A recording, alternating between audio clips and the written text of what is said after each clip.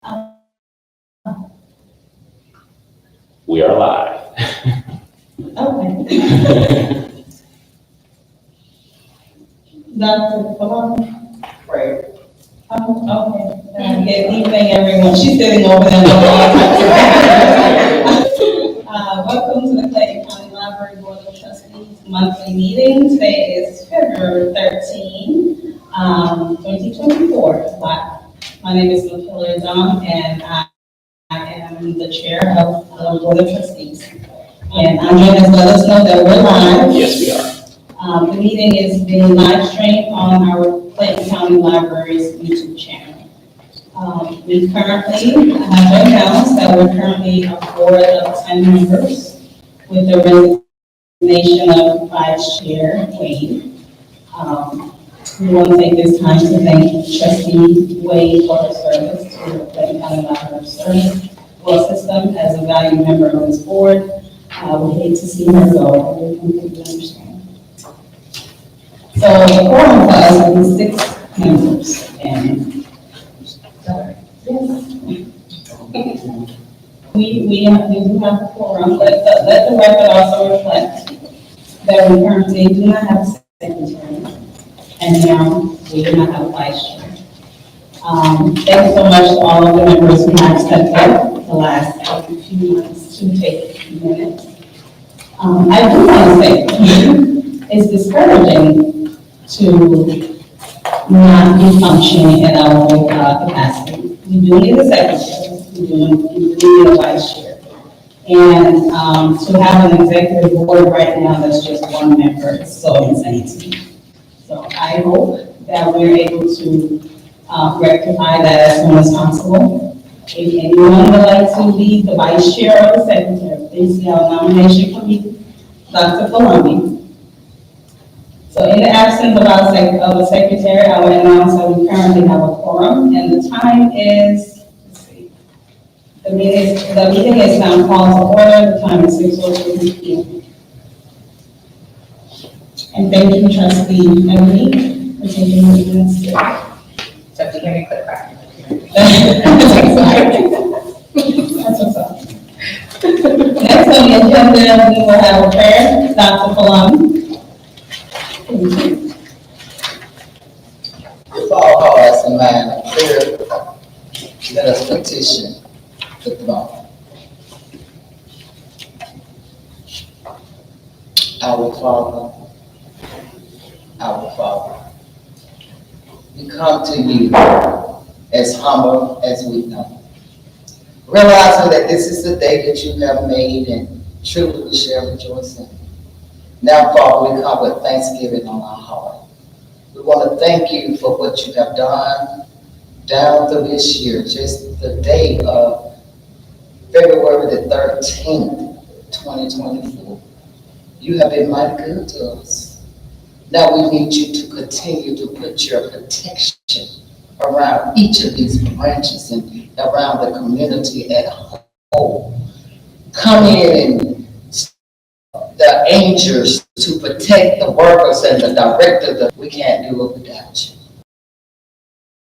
We want you to look over our public service, police officers, and others in that capacity.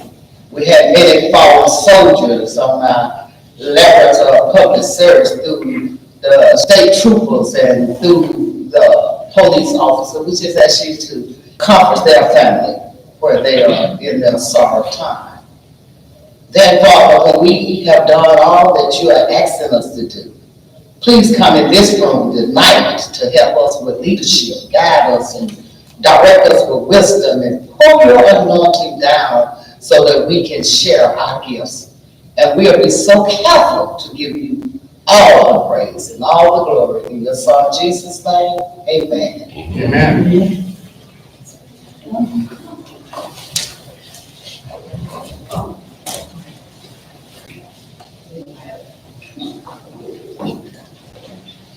All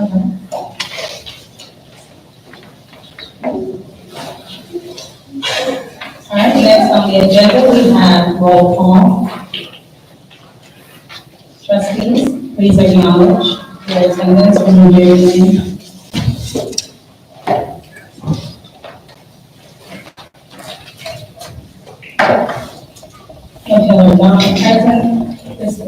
Carey. Not here yet. Brendan Harrison. Here. Dwayne Fabian. Present. Yvette Dupree. Ebony Miller. Lonnie Rose. I'm present. Lauren Payne. Present. Don Yates.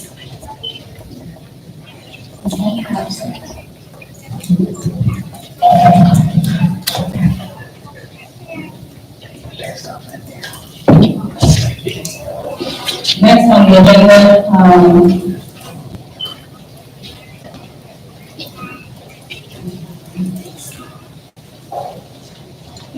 agenda, we have the approval of the agenda. We still on the agenda that was sent.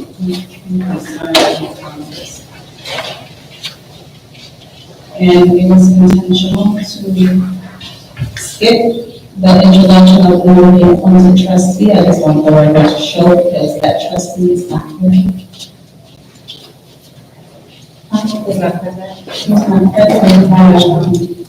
Perry. We will his design. And then. Dupree. Got it. Okay. Thank you.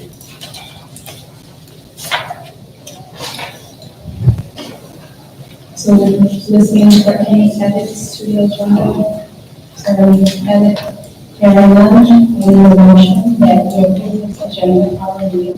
So, I'm sorry, I wasn't hearing you. You already placed a motion for the agenda. Do you have Yes, ma'am, I wanted to mention this, some conversations about the library mission? but that was a motion. It needs to go with this. Last month, you did not put it for a vote. So this is a motion for. Seconded by, was that Fabian? Questions or concerns? All those in favor? Opposed? Nay. All right, the motion passes. How many days? There was Hiller and Malone.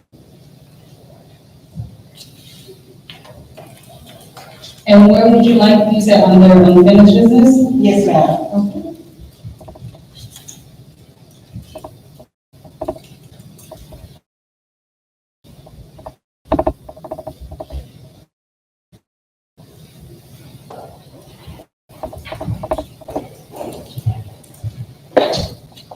Any other?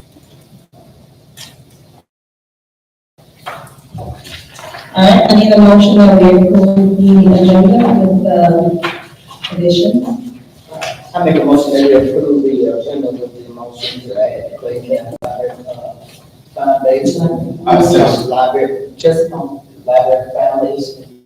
The Clayton County Library Foundation, and also the removing of the new appointees. Yes. Any other second? I'll second.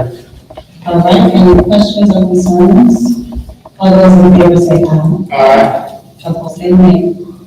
All right, the motion passes. We will do the introduction of the newly appointed trustee, seeing as the trustee is not here.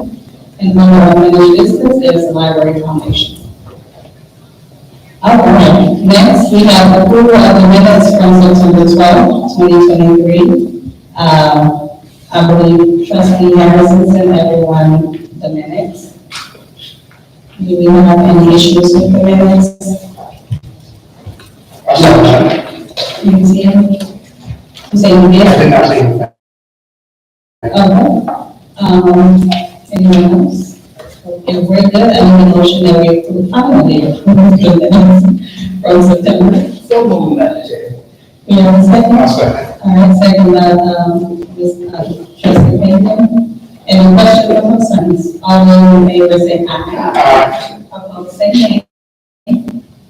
All right, the motion passes. We will, have the September 12th, 2023 minutes, added to our records. And it sounds like it's already on the website. I don't know how that happened, but hey. Next, we have the approval of the minutes from January 9th, 2024. Shout out to Trustee Clayton for coming through for us. Did anyone of you have any questions, any edits that you saw that needed to happen before we approve?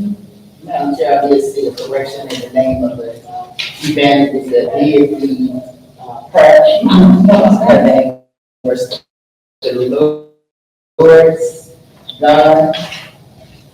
So, was it the first name, or the first name, or the last? Okay, so the first name is this. Okay, so the But other than last. that, kudos. I'm gonna add an extra N, that I thought, I didn't catch the first name, so the Dolores is. And, well, that's very cool. All right, hearing none, I need a motion that we minutes from our January meeting. So moved. Dolores Dunn's name, 2 letters. Next, we have public comment. We encourage the public to come out and, how you doing?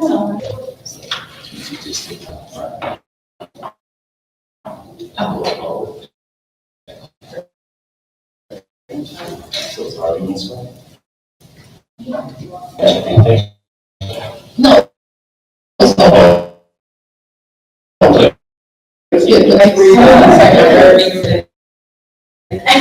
I do want to be completely transparent, especially when you've done like 3 already, that day, today. I'm Danya Sarah, Partnership Manager, and I'm going to tell you a little bit about that, how it connects and why I'm having a conversation with you all today. Danielle is my program manager. She's actually at Premier Garden Apartments. There are apartments across from King Elementary having a parent session as we speak. You also see Mark Mangum coming here in a few. He's one of our partners. He has to take her some cookies over there, and so we're all like just jetting back, and you'll see why we're so excited to do this. Clayton County has a new initiative, Clayton County Public Schools, and it's called Class Act Tutoring. And what they decided with some of the ARPA funding that personal funding that they had left over is to allocate some funding for students to receive tutoring. And so who's eligible is all K-12 public school districts and schools within Clayton County Public Schools, as well as Clayton County Charter Schools. The difference with this program, exciting to me, is that all students are eligible. So many times, you have to be Title I, you have to be on free and reduced lunch, you have to be remedial. This for any student. So a student can be in the gifted, it could be excelling, it could be a student that just needs help in math. So I really appreciate Clayton County realizing that every child should have, take advantage of resources. It's absolutely free to parents.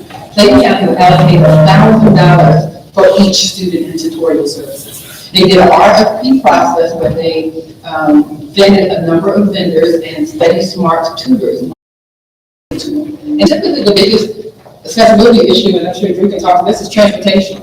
So I'm so proud to say that when you to Premier Garden, Monday through Thursday, 4 to 7 o'clock. And so you get on the bus, go home, take it to our extended stays, so that every child that wants to take advantage of this will have opportunity. Build a partnership with the library system is really important because you're throughout the district. That parents can stay here and they have so many great things that they could benefit from, while their parents can stay here and they have so many great things that they could benefit from, while their students are being tutored. So it's not just a drop-off service. And that's why we wanted to, we were really speaking with someone northwest, am I saying it right? Yes. But I immediately thought, let me have a conversation with folks. We're trying to work to make sure that we can put things in the county. As far as how much service we can offer, a child can get up to 2 hours of services a day. I mean, they can get 4 or 5, but I mean, no child is going to stay that long. The younger kids will get 1. They can decide whether they want to be there 4 days a week. They can also decide they just want to do a Saturday only. I think it's important for our kids to have extracurricular activities, still compete in those things, still participate in those things, and we have Saturdays. We also have some sites that are open on Sundays from 2 to 6 as well. So as we recruit different sites, we ask what their hours are, and some have been very creative. It has just been a blessing for our community all around as far as serving our children, being able to hire our community members, and then being able to engage community partners that otherwise wouldn't have opportunity to have this. So churches are excited, businesses are excited to have them there because it's just a win-win for everybody. I'll stop right there and answer any questions. I think I covered everything. Typically, we wanted to launch on February 19th, but there's a little backlog on getting those CCPS backgrounds back. So our next launch is February 24th, 26th, is that a Monday? No, February 24th, we'll start that Saturday. February 24th is, yeah, so our start date is February 24th because we have some super Saturday sites kicking out. Yes, Madam Mayor, I have a couple of questions. How are you today? I'm fine, you ma'am. Good. Good. On the website, and as I go into the community, first question is it only geared to public schools or is it geared to the private sector as well? Only public schools. They Okay. have to be a Clayton County public school, and that includes some Clayton County charter schools. Now, there are some charter schools, and you're holding that card, I think I need to talk about that. There's some schools in Clayton County that are charter schools, but they're state charter schools. So like we would serve Utopia. Okay. But then there's Sankofa Montessori Academy, they're a state school, not a charter school. Okay. So they have to have a Clayton County ID number to serve. Okay. And then the second question is, I just give them to this website to the bottom? Yes, well, the parents, Yes. yeah, so let me talk about how parents sign up. I appreciate Clayton County doing this, but sometimes I think it's not most streamlined. So they have to go into their school and visit their parent liaison. Every school in Clayton County has a parent liaison.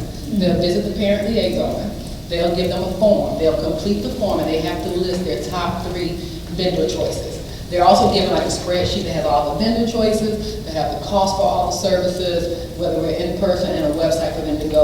Because we want parents to give informed decisions, and that's why we're out here in the community. Like I said, we're at Premier Gardens today, and we're at a different apartment complex or a community entity, so that parents can ask. Because I don't want them to just say, pick Study Smart, because Dr. told you to. But we're really investing in that. And I don't know if any other ones are doing that. But so they'll go there, they'll complete the application, they'll choose that, they'll return it to their parent liaison. So, and if they have children at multiple schools, they can just send them all right back to the same parent liaison, because the parent liaison is going to attach their testing data for that student and send that information over to the district. And then the district forwards us that information based on those that chose Study Center. Somebody will reach out to them within 5 days. Our turnaround time actually is about 72 hours to welcome them, to allow them. This Friday we'll be launching an automated site, so once we give you an approval code, you'll be able to go into this little app, look at all the services, pick a library that's close to you, look at the hours that they're available, and sign up for that site. Thank Does you. that help? Thank you. I have a question for you. Yes, ma'am? My question is, are you all able to get this information into the school system, although they do not want you all to set up in the system? Because I've been attending some town halls, and we have some students that are making 1.59.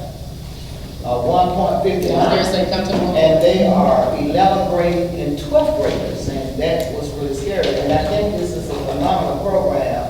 I don't see why we collectively here won't agree to give you all the space that you need. Because I've been lately getting a lot of calls about tutoring. So this is perfect timing. I would like to see the program at least get a brochure to the students of the public schools. So we're not allowed to advertise at the school. They wanted Clayton County Public Schools, you know, and I worked there for 17 years. I love everything that they're doing there, but sometimes in the end, we just want the kids to be served. Right. So we're not allowed to advertise for the school, which is why we're boots on the ground in the community. They want it to be a fair and equitable. So what they have done though, we've had 2 vendor fairs. We've had one, and the second one, I'm sorry, will be February 24th, where all the vendors are there. You set up tables and parents can come by. But here again, it's a Jew charter.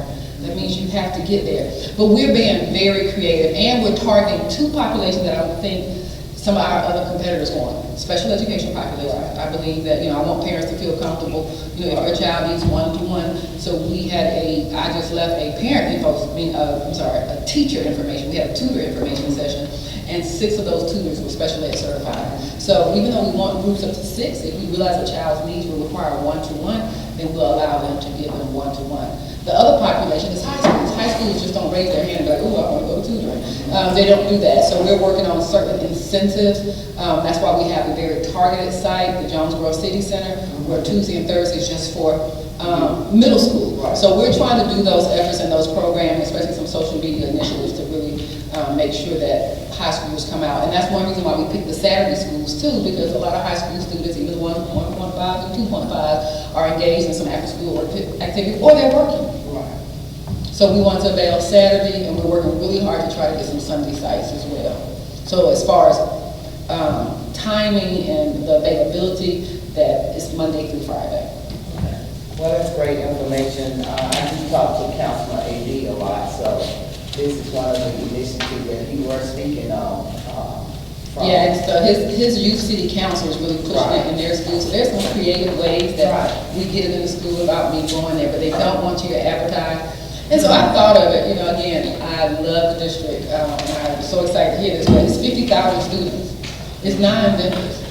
We can't serve so many, y'all. I mean, so I feel like they should have just divided the county up, gave us our areas, say these are assigned schools, and allow us to go to those schools, even if we can't serve them in the schools, at least give us direct access. But I will say the parent liaisons are working really hard. If you have friends or family that have kids in Clayton County, ask them do they know about the program. By now, they should know about the program. I just find the process of signing up to be a bit lengthy. How long do you guys have to complete this? Until the end of the school year, or does it continue? March 27th is our last day to sign up a child. Okay. We can provide the services until May 19th. I think that's the Friday before the last day of school. My thought, only because I know sometimes I can kind of gauge why they're thinking, March 27th is the last day to register. So on March 27th, they'll know this pot of money that they allocated, how much is quote unquote can be spent. And I think determining what's left, because most of these school districts, including municipal governments, we got to spend this money by a certain time. They're either going to look at some summer programming, or maybe, maybe open it up so we can provide the services at the school. Providing the school is win-win, because we get to employ teachers. Students are right there. But I do love the fact that I'm engaging with community like you are. I feel I'm 3 and 3 for apartment complex. Every apartment complex I go to, the leasing people say, sure, yes, this is what they need. Thank you. I've had no one say no. And that's why we're able to get the variety of locations for the students to go there. But it is kind of, so the turnaround, we get a list every week. And they may have 1 or 2 weeks, so as soon as they get it to the school, the liaison has to attach it, get it to the district, and we hand deliver it to the district, they organize and they send them to us. The backlog right now is we're waiting for our tutors who are ready and trained to get their CCPS background check. I did mine on last Wednesday, and I was the first, and I said I received mine. But we're scheduling. Okay. They're preparing thoughts. Any thoughts? Yes. When Mayor Sarter and I bumped into each other, and she mentioned the possibility of having this service in the libraries. All the libraries, it could be multiple days of the week. On Saturday, I said, let me put you in touch with Rebecca again. That's her umbrella. And from there, they met, they talked. And so I invited Mayor here tonight to give you an overview. It is my full intent to move forward with this. We've already spoken logistically with the branches to see if there is space available at every location. And we do have the space. We can make it happen. And so we are very excited about the possibilities of this. And I'll share logistically what I would think this would look like. And again, I would defer to Carl. Every site would submit to Rebecca or someone, this is our availability. And again, we don't expect that every site has the same availability, because I know you all have standard programming. They would tell us the availability, and then I would just need to know the size of the room, because typically we serve in groups of 6. So if this was a room that you all have to estimate, we could run 4 or 5 groups. Our tutors come in at 15 minutes ahead of time. They tidy up everything, they bring everything they need, they take everything away.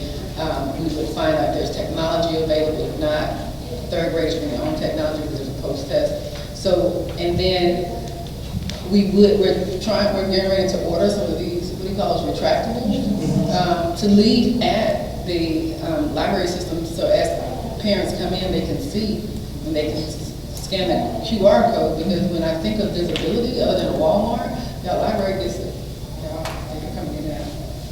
So that's our thoughts. And again, looking at I'm getting all my dates messed up. February 26th, is that a Monday? I keep asking that. Yes, trust me. I gotta build my work endurance up. All right, any other questions? One quick question. Yes. Will they be offering food or snacks? So we can, some sites, depending on like the churches, they provide them. We're able to provide those, but we also know that some buildings don't allow snacks in that particular building. So that's one of the things when I do an intake interview that I would ask you all. So we ask about technology, we ask about snacks. Some places like the community centers, it's just blessing the community all the way around. So Keystone is a wonderful community center, but they didn't have chairs and tables. They only had like a limited number. So we're actually purchasing tables and chairs that they'll be able to leave there. So in the intake, we'll sit and talk and ask what the unique needs of each individual site, knowing that each site is. We need more lights. You need, this is my communities, my company's out of California, so I just been like, advocate, I know they need that. Buy some computers too, it's like, I'm a firm believer, if you're gonna come and to some degree profit off our community, you have to leave something with our community. And this is one of the companies that, they have not, I told them, apartment complexes, we need snacks, whatever you have. They're not, I will say, I kind of scouted throughout what company I'm going with. They're not in there to maximize their bottom line. They truly want to do a good job for the students. And I think that's indicative of hiring somebody that was here. They were flying in and they realized early on, our community, you can say what you want to about Clayton County, but we stand up for ourselves. And they knew early on that it was like, hey, they're just not talking to us. We're private. We just don't know who you are. You come down from California, you want access to our students. And they understood that, and so they were willing to bring me and Danielle on to make sure that we could tell them what the needs of our communities are. They hadn't even thought about going to the library system except for that one. They hadn't thought about going to the apartment complex. They hadn't thought about taking mobile units to extended stay. But if you're going to serve our community, serve every aspect of our community. I'm proud to say they're doing it. Well, yes. Well, Mayor, I want to first say thank you all for taking this initiative because it's so much needed here. Although we do have charter and we do have public school, but our children need some hands-on attention right now. So I want to thank you all so much for what you're doing, and I give you my blessing throughout the community to make this really, really truly work, because it's a must need here in Clayton County. With our children, we need to catch them early. We need to try to catch them even in preschool. Yeah, I was wondering why they didn't have a lot of funding for pre-K, but they said because that's state funding. Yeah, so I know you're tired, so I'm cutting off. So No, you're fine. And then I got one more stop. I'm gonna run over the premier. Yeah. I did want to share this slide. We're still hiring, and they will allow us to hire CCPS teachers. But if you know anyone that has a 4-year degree that wants to participate in the program, you can scan this. I also have some cards that I leave with you all. I'll leave them up here. Reach out to me if you know some, and if you know an organization that would like to host sites, they don't have to commit to 4 days. They can commit to just 2 days. But if you think that it would really target a specific population, if you have relationships with apartment complex, those are really important to me, because I feel like parents don't have to go nowhere. Just send the kids over there and send them back. But please share with us any faith-based organizations. We're working with Hearts to Nourish Hope. They're going to try to set up something. Wish I had more opportunities for mobile units so that we can serve more of our extended stays. Because they need to benefit from it as well. We do have a lot of complexes that have clubhouses that are not being utilized. And I thought of 4 just when you were speaking that I'm going to speak to, and they're going to open the door for you. All right, then let me know. I'll be over there. Yeah. Our goal is to serve 2,000 students well. And I think we're well on our way to doing it. I appreciate you all. Absolutely. Thank you so much for your presentation. All right. Next. Thank you all.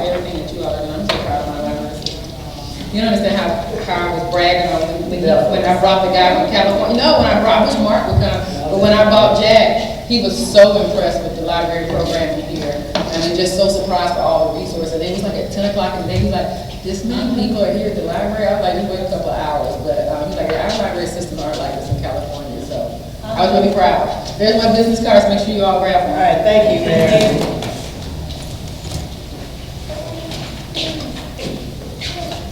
All right, next we have our director and assistant director's report.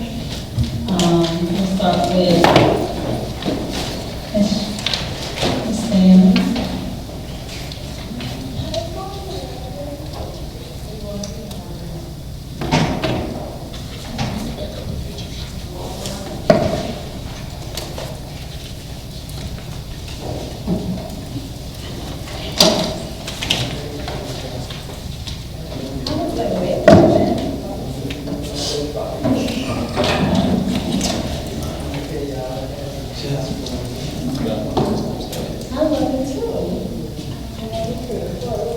And they're in the process of calculating how many people were able to get hired in jobs, so we update you with that information.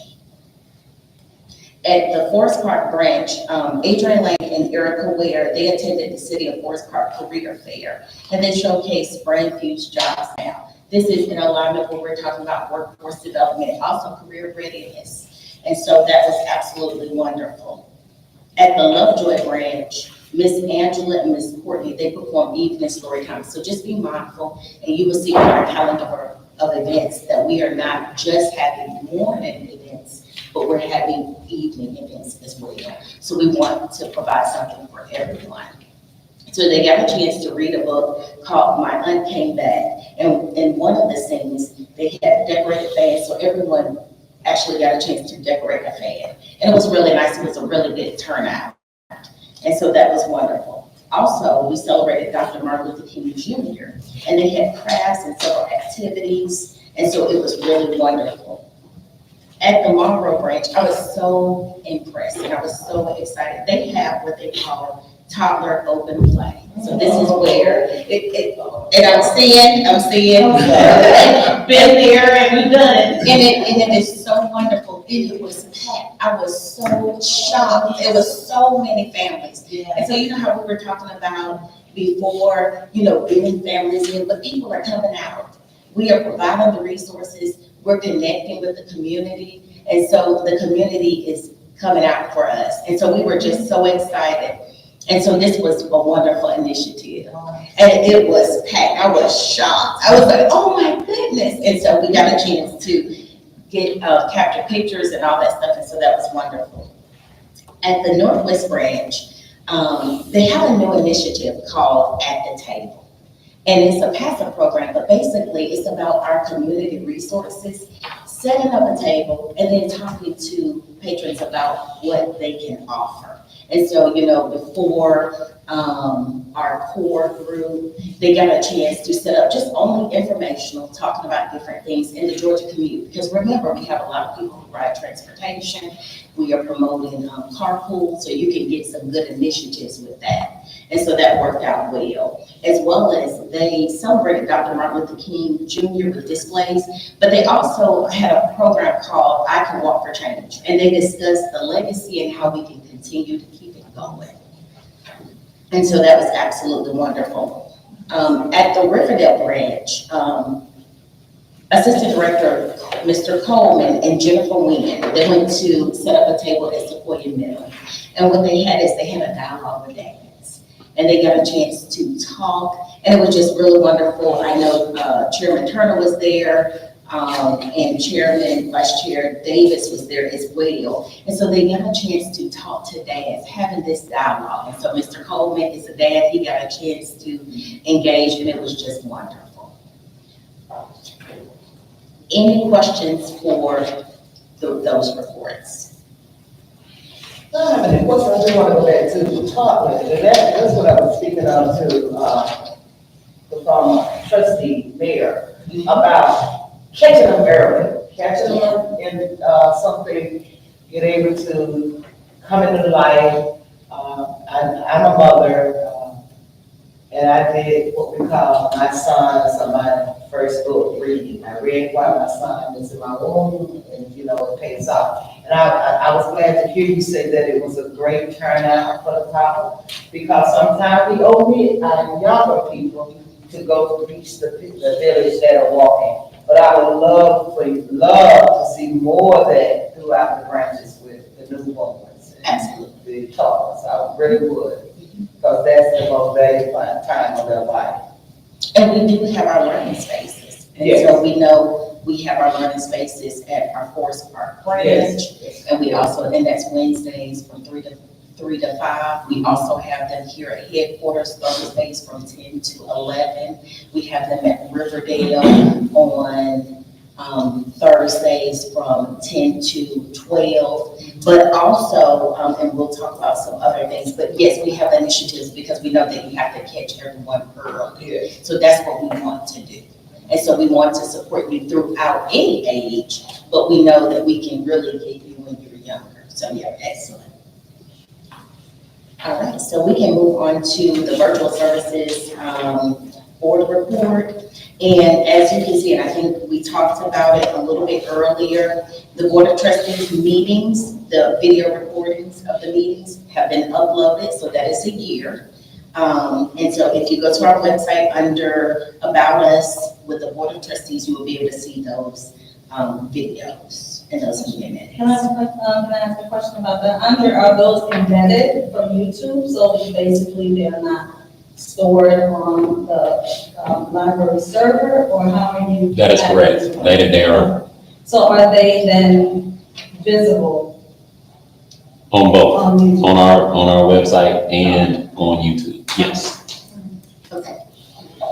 And so one thing we want to, the virtual services librarian, Andre, invites the Library Board of Trustees members to the Money Movie Magic Workshop short film premiere. And so this will be on Thursday, February the 22nd, from 6 to 8 here at the headquarters library.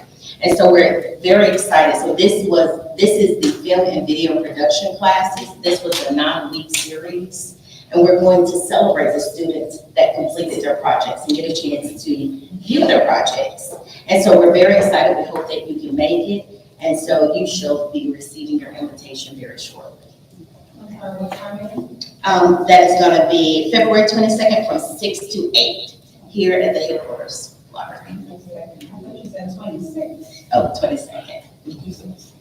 At 6 p.m. At 6 p.m. 6 to 8. 6 to 8. Okay. And so, you know, we talked a lot about Communico. We talked about the platform where everyone will be able to book a room. And so right now, Andre's gonna come, he's going to demonstrate, because I know everyone's excited about this, and we want to show you how would you book a room if you were interested. Is it live? Yes, it's live right now.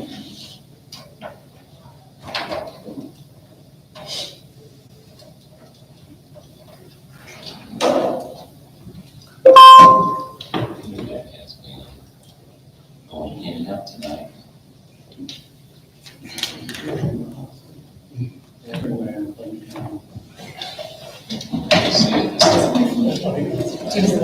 See if it's on screen.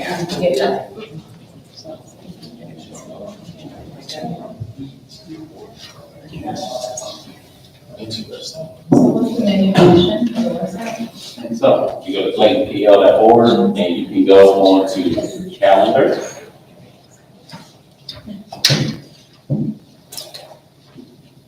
And then from calendar, it's book a room, or to see our calendar events has changed to Communico from Smart Booking. But book a room, you can click on the logo or the words. Click on the logo, and it will ask you questions. We are not a county department. I'll go in as a patron.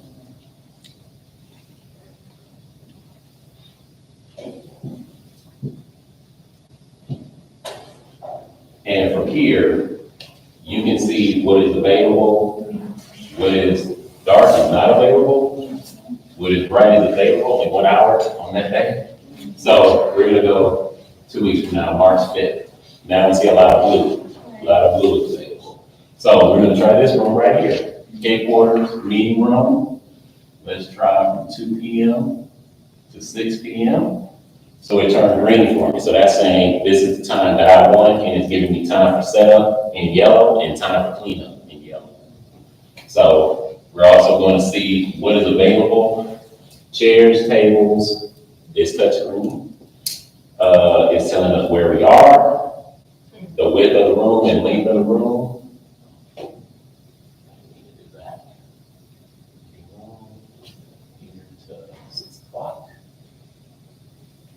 Now, it's giving us a different floor plans. So any question you can ask me as well as we go, So if you press on the floor plan, depending on which one you want. We say have we more. go with number 3 from your left, right there. Yeah, just press. It lights up. I'm probably touching it in the wrong place. So we will try not to touch it in the wrong place.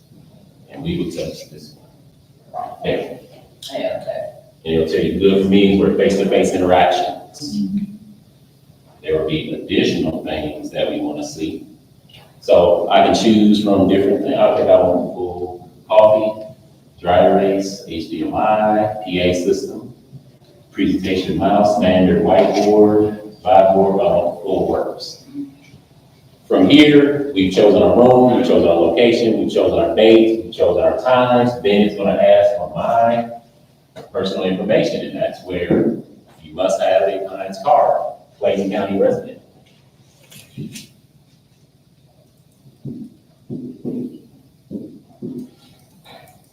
So you also have to be, registered on the website as well? No, just with your library card, and you must know your PIN for your password that we have to reset many times at the front desk. So we're gonna get a lot of calls. I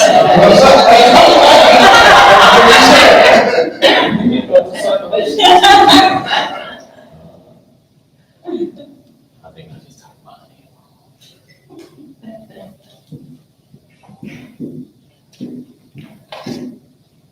in. So he shows the layout because when they show up, that's how you guys will have the room laid out. Right, and depending on the layout of the room, it also determines the capacity of the room. So if you just want chairs, of course, you can have more folks in here, but if you want tables and chairs in different configurations, that happens. What about the, overflow?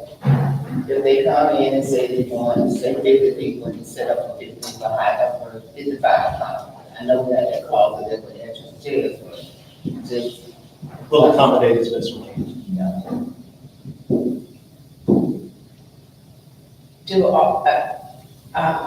I just need my library card, does this cost anything? One time. But all it's gonna do is go to a thing where it's gonna ask for more questions. So this is in the place of like a WeWork, space, right? A collaboration space where people are purchasing spaces to have meetings and access. Sure. to. Okay. In addition to being able to book a room, the same site has a different section that will list all of our events. So our calendar events. So once, I'm sorry. so you, through Communico, and I'm not sure if we'll be able to. We've got book a room, which is showing it, and then a calendar of events. So programs that tomorrow, the toddler, it will show and be reflected on the calendar tomorrow at that time and that date, etc. But at the end, will you get a response saying that confirmation? Yes. Yes.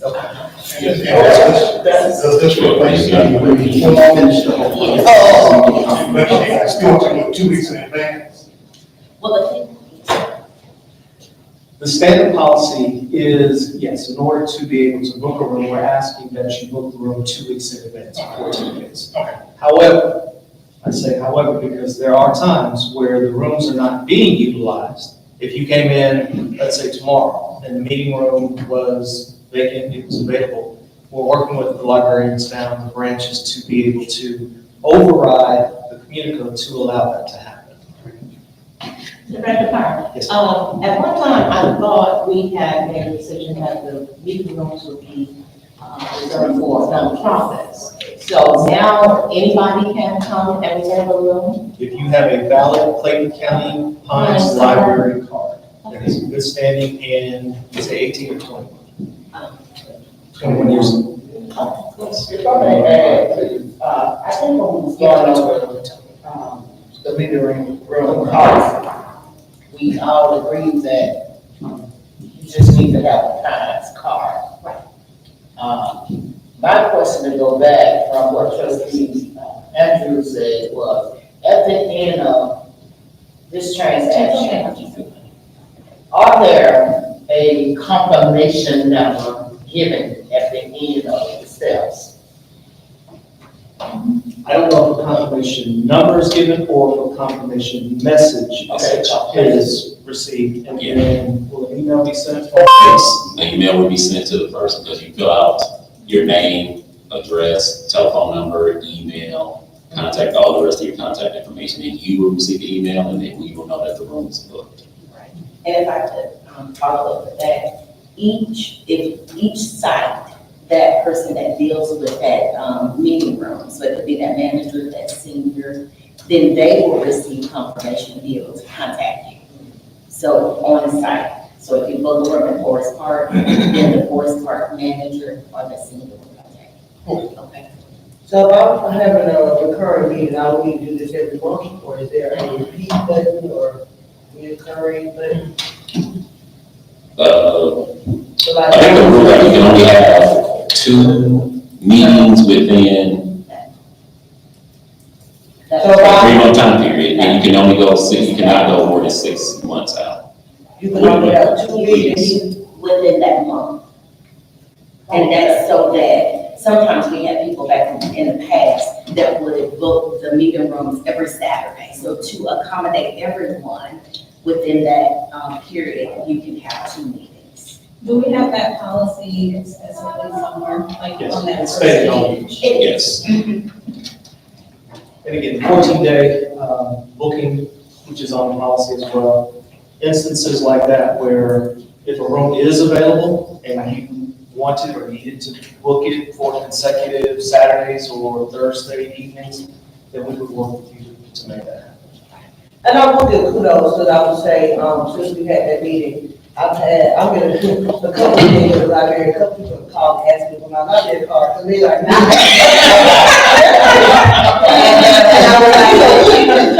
And I was like, look, because they're like, I thought I could just go, you cannot, just come down here and then book the meeting, and I was like, hey, this is not how that works. You might get the call from the next out. So I was gonna give that shout out, and I know that is working. But then, So just one last thing. It sounds like what I'm hearing you guys say is all of our programs are factored onto the calendar already. they're being populated currently. We just went live yesterday. Okay, so there's no way, once you guys are done populating everything, there's no way that a certain programming may be happening here and someone is able to book for that time because it's already like not available in the calendar. That is correct. And you have to get that PIN from circulation. That is correct. If you've lost it, can't remember it, So the first one, you need to do in person. If you have an online account and the computer already saves your password, you can log in. That's probably what's gonna save me. Right. And we do have our Pines app, so when you initially were promoting that, when people come in and you obtain your library card, we'll sign you up with the app, so that all you have to do then is it will automatically scan, so you won't have to worry about having your card with you. Wait, you're gonna be able to scan on your computer? Well, the thing about it You is. still have to do it. Yeah, you do, but there again, you can call or you can come in and visit. Now, if you call, they will ask you some identifying information to make sure you are who you are, but you can do either or. Now, what if one of our friends calls and say, I'm Crystal Perry. Once again, card number. Right, so it's confidential information, but we ask you certain questions, and only you would know that you wouldn't give other people that information, right? And then also, you, not only, we talked about meeting rooms, but you can look out study rooms, they can look out our maker space. So we have more than just meeting rooms that they can look out. For vehicles also, it can be reserved through the same platform, like one of the vans, if they needed to take the van for training or whatnot, again, they can reserve it when that time. Wait, who can reserve? It's that. Oh,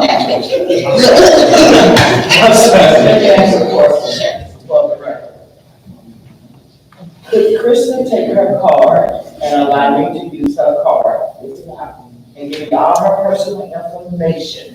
And I go on the site and place it in there, and I come in to utilize the meeting room or the study room under Ms. Perry's card. Do you have her ID? We check your ID. Okay, once she comes in, You will check your ID to verify that you are the same. now I'm just trying to check how we watch for people living their cars out for other people to utilize their type of service. That's why I asked the question. Right, and unfortunately, you do have those folks who try to circumvent the process. We can't build in measures to prevent everything.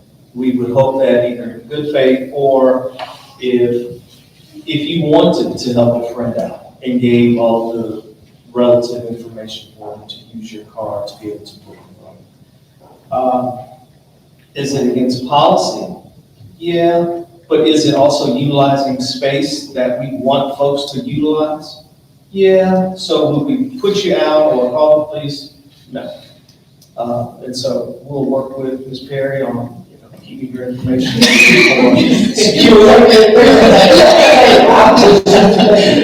Understood, but yeah, we can't build in measures. But yeah, we would hope that, asking questions again that should be germane to the patient should be sufficient. Understood. Great point. Yes. Just to piggyback off what you just said, does the system show the number, if I want to come in and do a room, does it show the number of times that I've logged in and asked for this particular room on a particular log sheet? That's a good one. It probably would be in monthly statistics that we can run. We could run it either by card number, by library, by room. So I'm sure we would be able to. So that would be able to tell who's doing what. Sure. and also is there a way, are we tracking that number of, how many people are utilizing, like how much of a value is it to the community? Like we're allowing groups to rent the space. This year we've had over, 10,000 people, in our rental spaces. Yes. Are we tracking that data? Yes. We are. And the thing about it is we were tracking it by hand. Now we can track it by report. So that makes it so much better. Yeah. All right, so if no other questions, I will move to the Deputy Director report, my report. Now, can we say kudos because we have parking lot lights? Did y'all notice we have parking lot lights? So we're so excited.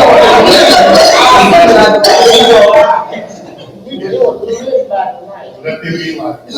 That's right. So if you would look at it, we have a lot of things going on, and you can see with building maintenance in red, they really are providing support for us. And so for our renovations, we had quite a few renovation projects, and they have ended. So for our new installation of windows, please take a tour around. They look absolutely amazing. That project has been completed. The parking lot lights, I'm so excited. You know what I mean? Because building maintenance is really working, and they had some challenges with the lights. And so they brought contractors and different things like that. So we just thank them for their support. Also at the Riverdale branch, we had the renovations of the public restrooms as well as the main entrance. It looks amazing, and that project is complete. Now, what I would like to just point out for the board meetings, March and April, it will be held at the Northwest branch due to voting being here in the meeting room. So I just wanted to make sure that everyone was aware of that room change, and that's just due to voting. Can we, because it's such a great segue, talking about the lights, can we touch on security? Sure, it's a follow-up from our meeting. Yes, can we please? Are you finished? Well, no, you can just, just talk on security, because it kind of ties in, because we're about security, that's something, I feel like we've talked about a lot, and the public, even staff who's listening, so we can just give them some feedback on security, because it ties in. Okay. Last April, we conducted a listening tour of all the branches. And one of the common threads that came out was security, or staff feeling secure in their workspace, and once they left their workspace.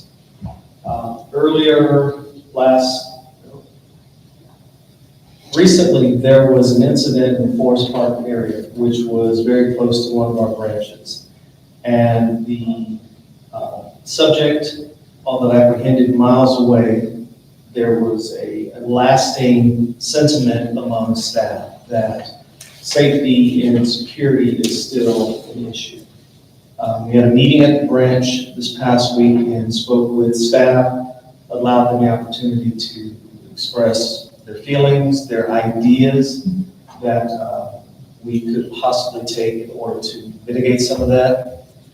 Clayton County Police Department representative was there, one of the captains was there providing some insight. The Forest Park branch, although in Clayton County, the Forest Park Police Department responds to issues with that branch. And so we reached out to the police department as well, and we'll still continue to reach out to them to see what we can do collectively to help mitigate some of these concerns that staff have. We will continue to work with Clayton County leadership for the remaining branches, coming up with creative ideas that we can put into place. Historically, we've had reserve officers who used to be positioned at the branches. Unfortunately, a lot of them have been called to other duties, and so we currently are kind of vulnerable at different times. And so, but we're still working with leadership, board leadership, to see what we can do. I would like to reply about the incident that occurred last night in Forest Park. I get alert on a lot of things that happen directly in Forest Park. And my reason for hesitating to notify the manager, Erica, or even Dimitri, where I didn't want to feel that I was interfering with daily operation. But however, it was a situation going on that they needed to know and they needed to take cover. Because right about maybe 30 feet where they are, that's where the incident occurred.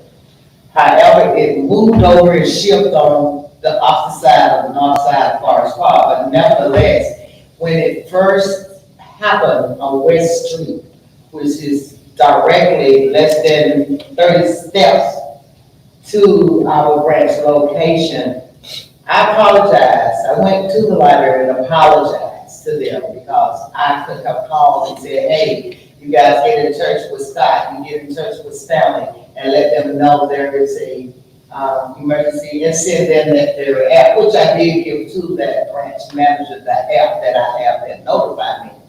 Nevertheless, as trustees, that we live right by our branches in our community, would you feel, Director, if we see something out of the norm happening, to notify your branch manager, not your staff, your manager, that these things are occurring, maybe he or she can get to you all, so you all can get them to safety ground?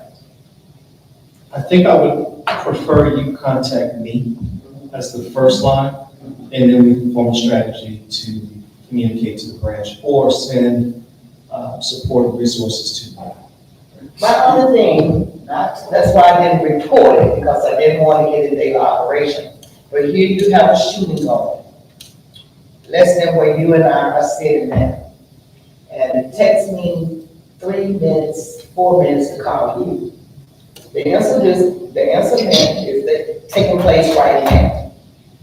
With me, I feel it's more feasible to notify that library what is happening next door to them, not out of any disrespect, not out of any operation, because if that individual who's following this act flee from that location, and while I'm calling you, he's fleeing into the library branch. What is the protocol? I'm sorry.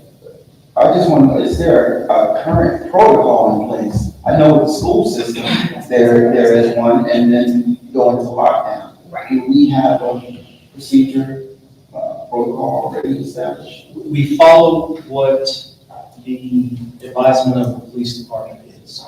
In that incident specifically, when we reached out to Forest Park, they essentially said, it's up to you. We did what we call, refer to as a soft lockdown, where we allowed patrons to leave, but we did not allow anyone to enter the building. That wasn't already there. Now, the question also came up when the suspect was already in the building. Again, the measures that we put in place would not necessarily have helped in that situation. But we sent Mr. Coleman over personally, and I don't want to say putting him in harm's way. He went and he was there to support the staff, the patrons who were in the library. He spoke with each and every one to let them know what the situation was, and also offered if they wanted to leave, you are more than welcome to leave if you feel safer going home. Even after we closed, he walked each staff person to their cars and made sure that they got in their cars and were able to leave home safely. One more question. I guess what I'm asking is there some type of mechanism in place that alerts all the senior leadership, directors? You get some type of text message and let you know that something is happening, and then as a leader, you know, you're able to send that message out to your team.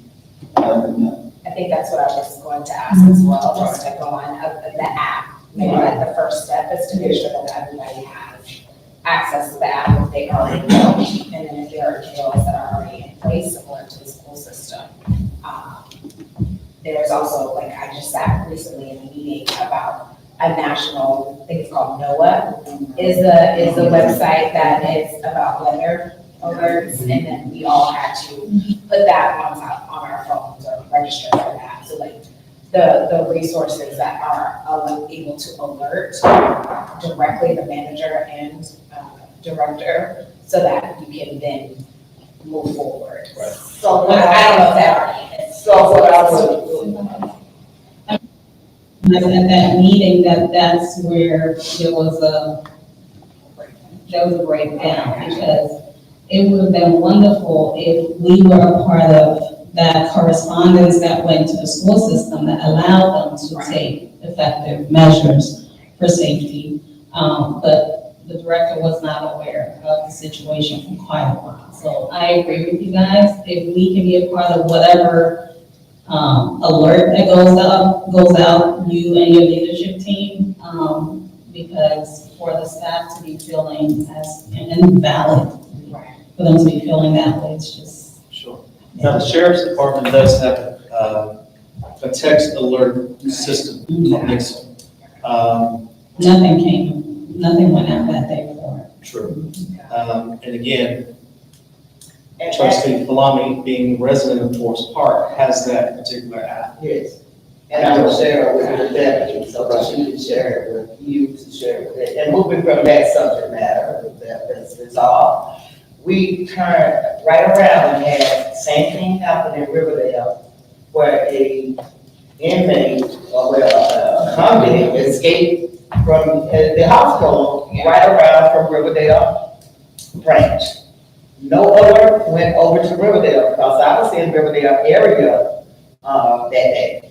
And when I got the alert about it, I immediately forwarded it over so that Riverdale will have a better idea that this young lady just escaped. And I think we need to get you these apps so that those branch managers, you all as the leader, the director and the assistant director have this and get it to whom you have in management in the branch house. It's so disturbing to go visit and they tell it never. So I'm just gonna share that to you. I'm really glad you addressed that, and open it up for everybody to discuss. But we need to fix that. We need to really fix that like ASAP. Madam Chair, if I can venture off on the same topic of, Please, rank. you're an expert in this field, so. Yes, but that was part of the advocacy. Okay. But since it's out now, I might as well go ahead and speak on the advocacy. I did have opportunity myself and Trustee Andrews to go by Northwest and had an opportunity to speak with the branch manager there. It was very, very professional. She had some concerns about some things, and where Clayton County Police was called because of an individual being disruptive. And being that's my background, I think that with the approval of Director Palm and Deputy Director Stanley, that a mechanism needs to be placed within each branch, being a panic button for someone to get to, and also you can go across a computer system to notify each branch manager of what's going on. And but in terms of security, we have a different state of the world now. And with individuals who you don't know are coming on the premises and entering into their establishment, you don't know what that person's mindset is. And you can be the excellent negotiator or de-escalator, and if that person has made up their mind that they're not going to adhere, the staff will have to be properly trained to negotiate or to bring in that de-escalation. If that de-escalation don't work, then they're just sitting ducks until law enforcement get there, and that could be minutes on minutes. And so in terms of having security, the hours of operation, it needs to be someone there. There are times one officer can't do it, especially if the person if their mindset is geeked up on schizophrenia and they're inhaled any type of paraphernalia. That officer will have a hard time until he gets there. I mean, you can have someone within the office come out to assist, but they will have a hard time. But I think it'd be much safer that someone is on the ground at all times, as long as the doors are open, so they can see that presence. Sometimes the presence is a rhetoric, sometimes it's not. But when it's not there at all, and you have a branch that has nothing but females in it, they're gonna have a hard time. I take issue with that statement, the beat up. I feel if I can just say, because we spoke about this at the meeting with Forest Park, and this is something that Director Karen has, we spoke about it at the tour, as far as a panic button, and it's such a great idea. It's honest, and this issue is not just a library system issue. This is something, you know, if you speak to other departments, I'm sure they have these concerns. And so it becomes one of those things where if we say we are, like, we care about the safety of our staff, then our budget has to reflect that. And honestly, that may be the advocacy that we all need to take up to ensure that the panic button, that is one thing that can really help in lieu of the physical presence, because that's something, when you first talk about it, you would have officers come in, trickle in, but then after a few months, it goes back to where there was no presence. But to your point, the panic button, that's something I feel like, and we all agree on this, would be great. Speaking of which, we, last year, I believe it was, we all went on a tour, and we sat with the CEO, and we had security and lighting conversation. And we kind of put some things out on the table, what it would look like to secure the branches and the staff, regardless of gender, but mostly for the females that leave out here late night in the dark. So what we must look at as a whole with our director is to say, hey, what are we doing about fixing these security issues? What are we doing, what are we looking at about the lighting? What are your budgets looking like? This is a conversation we have with Director Pearl, notwithstanding with him. And that way we can kind of, conversation that been previously put on the table, we can work those conversations. We had this conversation. And for this to come, it could come here at this location where he and she is sitting every day. But he's not a security, she's not security, so your welfare is still in jeopardy. We need to execute some type of housing security, and we need to really focus on our budget this term, by first in February, thank God for saying January, February, to see what can we do to go ahead and get panic button, get some red hot phone line or something. We need something in place. We really do. And the parent may be able to speak to this more, because it's a county facility, they have to take on that charge. And that's why advocacy has to be with them. Can I just say that safety is not a medical issue? Well, no, it's not, but coming from my standpoint, A man can get assaulted just. no, that's not what I'm saying. That's not what I'm saying. When you have a female that's that's in a building, that's not used to an escalated problem and know how to de-escalate. I did have the escalation training on service, and that is a strategy. Yes, ma'am, okay. Okay, thank you. Yeah, okay, so now.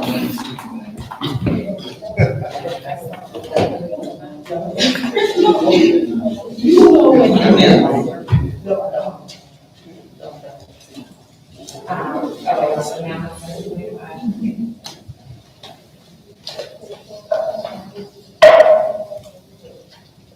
Good evening. Good evening, sir. Once again, Scott Farrell, Director of Clayton County Library System. Thank you again for tuning in as well as being here this evening. I always like to start off by thanking and appreciating my staff for the work that they do, coming in every day, performing for the community, the citizens, as well as the back of the house staff, like my admin, Ms. Helen Wilder, who could be home tonight, but she's with us. Thank you. Thank you. So, I'm going to start with just a couple highlights for the Financial Literacy Coordinator's report, Ms. Belinda Ellaby. On January 6th, she took part in hosting the Empire Board of Realtors Working Retreat, where they planned on collaborating with agents and brokers of the future for housing needs and opportunities in the community.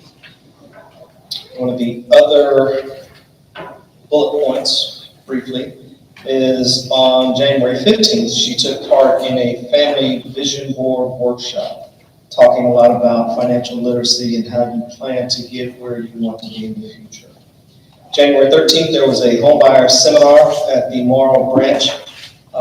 The session provided an in-depth overview of the home buying process and the essential steps to being a home buyer. As I transition to my report, a couple of brief things I want to mention. In addition to the tutoring service that we heard in the presentation earlier, I have been talking probably last several months at a director's meeting several months ago that I attended. The State Library Board, GPLS, Georgia Public Library Service, partnered with the Department of Human Services to offer self-serve kiosks in all of the public library branches throughout the state, where folks could come and sign up for their services on the kiosk, either their SNAP-Ed, what else, WIC, Medicaid. And so we have all of the kiosks, they have been assembled, they have been put out at all the branches, and we're excited to have those. We will be receiving minimal training because it's pretty much very intuitive. But any assistance that's needed, the state library will be providing us that training.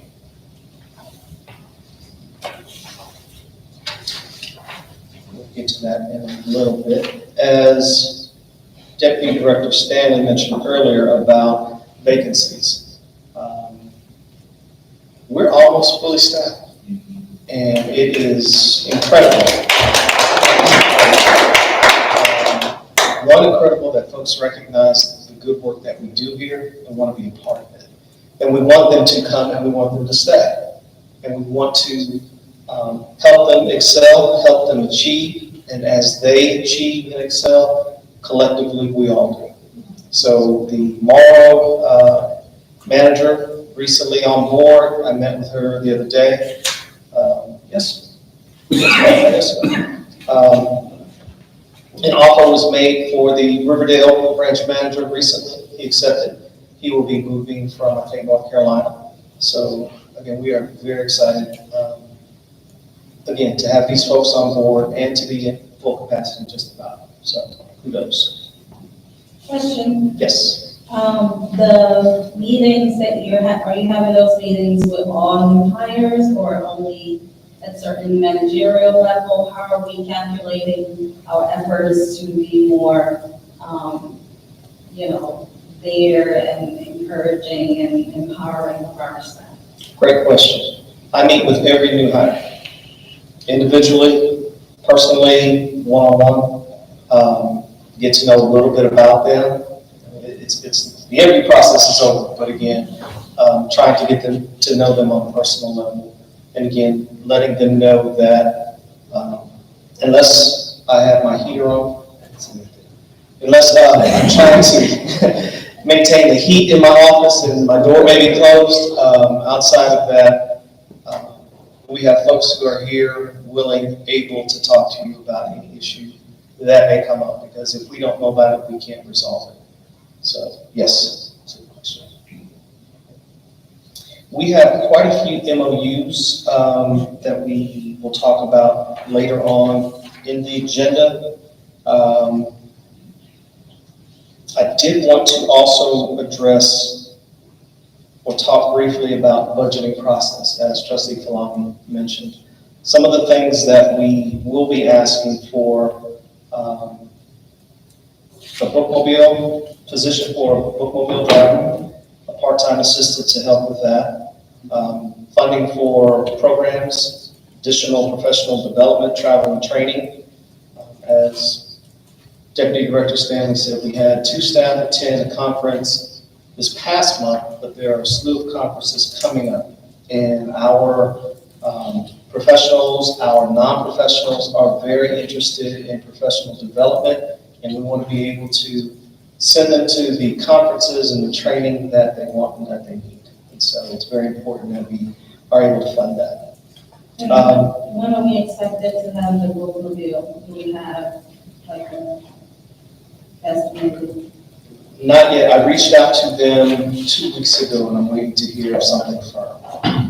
Will that be a question for those who you're requesting your budget from, as far as you're asking for a budget, but you're asking for these positions to be filled, but we don't have an ETA as far as the bookmobile.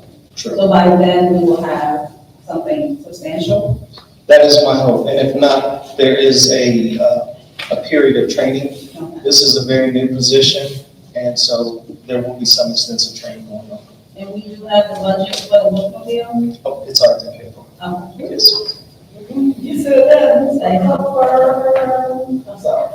Years ago, we was all about the road back, right? Indeed.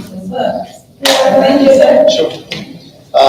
Additional funding for contracted services so that we can continue our Hoopla Canopy, our Biblioteca maintenance contract, as well as the T-Mobile data plans for the hotspots. So those are some of the highlights, and we will be circling back around to the panic button. But again, that's a building and maintenance partnership that we will have to venture down that path. Any questions with Director Karen? Well, you kind of, I do have a question, and then I do have a comment. My question is, we are looking at the budget, which is, I'm happy to hear, again, that the bookmobile is already being taken care of. So that's a big portion of our budget that we now have in-house. My thing I would like to look at, is getting those panic buttons on a conversation with the board as soon as possible. That's it. Thank you. Last bullet point, if you did not get an opportunity to see the last episode of Coffee with the Librarian, I would strongly encourage you to go out to YouTube and take a look. We had a very lively discussion with Mr. Larry Vincent. I think it was our longest episode yet. It was almost an hour. So wonderful questions, wonderful dialogue from the audience. It was our largest audience yet. It's gaining momentum. And the next episode, we will be talking with the county COO and deputy COO. I'll be sitting down chatting with them. So stay tuned. It is the first Monday of March. Do you have a date on that? Yeah, it is March the 12th, March the 12th, at 11 to 12. I'm sorry. You said the first Monday? The first one. Oh, I'm sorry, that's the meeting, that's the Board of Trustees meeting. It's the 5th of March at 11 a.m. at Headquarters Library. Okay. Yes. Director, can you give us an update on what's happening with the legislation that you brought to our attention? Very good question. So I received an update today from Julie Walker, the state librarian, and she had an opportunity to meet one-on-one with the gentleman who authored the legislation. And I think they've gained some common ground. And so not completely out of the water, but some of the discussions that she had are very encouraging. I'll leave it at that. Yeah. I'll leave it at that. Yes. So if you have not had an opportunity to reach out to state representatives, I think the email I sent, please, it will definitely still be helpful for them to know and understand. I think there was a level of misunderstanding how detrimental this legislation could be to our profession in Georgia specifically. So I still encourage you to reach out to them. Would you also share the date that the Georgia Library is going to be at the state capitol for this? Yes. March, I think it's a government, but I'll let you do it. Library Day at the Capitol, we usually call it Hot Dog Day at the Capitol, is going to be March 11th, and that's from 10 a.m. to 1:30 p.m.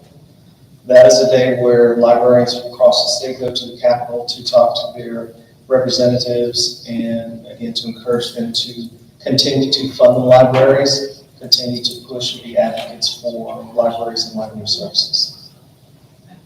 Thank you. I definitely would like to see you, I normally attend these events. And that day, the Georgia varsity hot dogs, you may walk up in the aisle and find your free varsity hot dog. Maybe that'll get you out of there. They will have the varsity food truck out and we'll pay for it, so. Give it all, give it all. All right, if we can go straight into the budget. Sure. Do we have any questions regarding the budget that was submitted? And if not, do you have anything you would like to comment for us, sir? Outside of what you've already said. Outside of what I've already mentioned, to be on track for the branch spending, the administrative spending, I think we are positioned very well to not be running up against the May deadline, June deadlines to spend or to encumber the funds. I think we're in very good shape. Deputy Director Stanley and Assistant Director Richard Coleman working with the branches, what their needs are, and developing plans to allocate and spend the funds remaining in those budgets that they have. And the grants that we have, are we on track to, dispose of them? Yes, As you can see, the largest one was the buildings and improvement, and we have whittled that down significantly with the projects that were just completed. Was that the funding that was, that we got from state legislators advocating? Yes, What are the odds that we can somehow, if for whatever reason we're not able to be successful with our county leadership, what are the odds that advocacy can be done to our state legislators for them to, help us with the safety concerns? I would encourage that, absolutely. All of the libraries, all of the public libraries across the state could benefit from increased budgeting from the state. Not just for capital outlay improvement projects, major renovation repairs, and that's what a lot of the funding for that particular budget came from. So then the question becomes, can that be labeled as a major renovation or improvement? Say we had a yay from the county that as a library system, we're okay to have panic buttons, for example. If we were to get funding for buildings and improvements and things like that, because I remember we, fixed the doors and things like that, can we allot those for panic buttons? Yes, and we're developing plans now. We've got several major projects that are in need of state funding, and that would definitely fall under that. So before we move on, would we look at making prioritize that these panic buttons come to the top of this list for these branches? Sure. I mean, I'm saying it for the minute. We prioritize these panic buttons in our branches. I hear you loud and clear. Okay.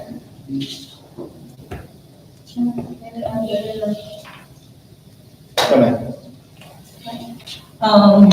If there are no questions, I'll take a motion that we approve the budget as presented. So, All right, may I have a second? Moved by Falami, question second.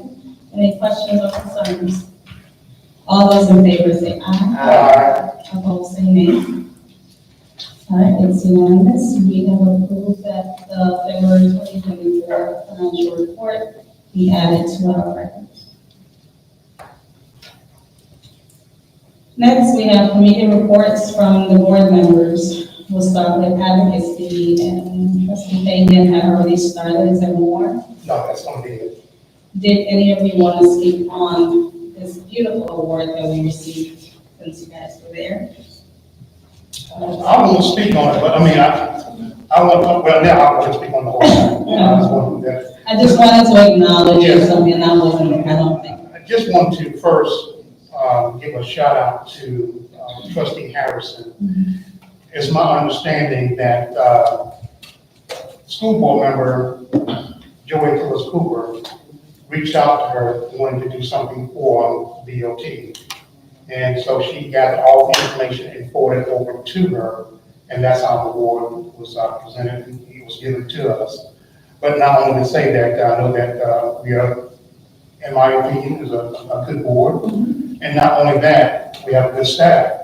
I mean, Director Parham, Deputy Director Stanley, the Secretary, Assistant, Ms. Wilder, and the remaining staff.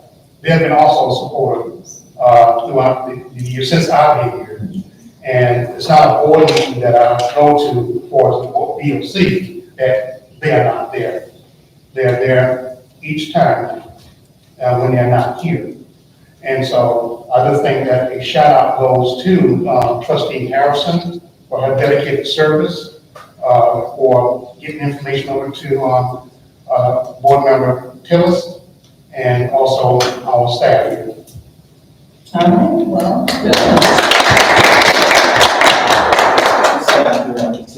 Yes. Absolutely, we have a very dedicated staff. I think it was a collaborative effort, because our industry is well, so moving right along.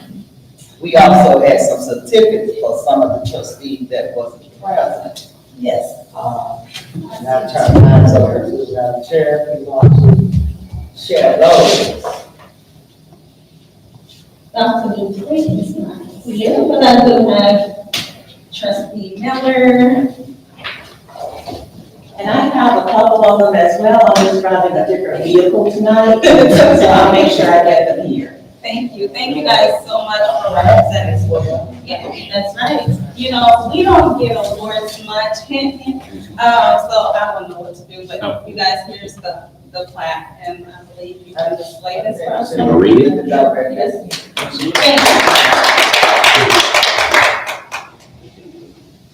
All right, good job, team. So we have the bylaws committee, which is now, So, Trustee Maloney. Madam Chair, I'm going to ask one of my colleagues to do an extension to March, the next meeting, because of my colleague, and I have to collaborate some more information. Director, I did get your information. I do have it set up. I just want to finalize some things before presenting it over to my colleagues. But if I can get an extension to next month, then we'll be ready to close out the bylaws. All right. Next, we have the finance committee, which, Wade was overseeing. However, I feel Director Karen has updated us on finances. So we can move on from that. All right, next on the agenda, we have unfinished business. We have the second read for the consideration of materials policy, and that was sent to the board. Director Karen, can you give us any highlights you would like us to consider? Let me just throw this out first. Everyone realizes why this is important. We, in the library world, have been inundated with folks who want to, or folks who have issues with some of the materials that we collect in our libraries. And so trying to be prepared for when that day comes. This policy in place is going to be very important for us. Not only does it kind of outline the process, but the request to reconsider a particular item, there are certain questions that need to be answered in entirety for this to go through. And so you can read over some of the questions. If there are any discussion points or any questions you have about what's on here, let me know and we can discuss. Outside of that, I would humbly just ask your approval for the second read of this so we can get it on the website.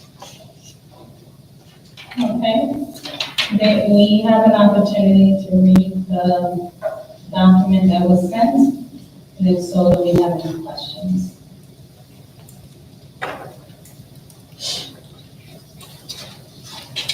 So I see that a decision will be made regarding whether or not to reclassify or withdraw any particular material within 7 days.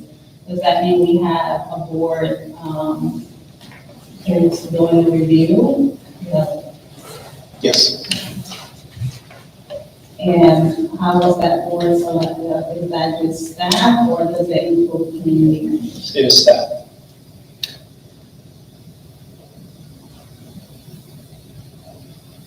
Is that typically how those boards are set up? Do you feel the community needs to have a say? Respectfully, the community, not all of the community are professionally trained librarians that make the decisions on what we collect and what we don't. But do we not take the community's consideration into account when we build our collections? We do, which is why we have professionally trained folks who do that on a regular basis.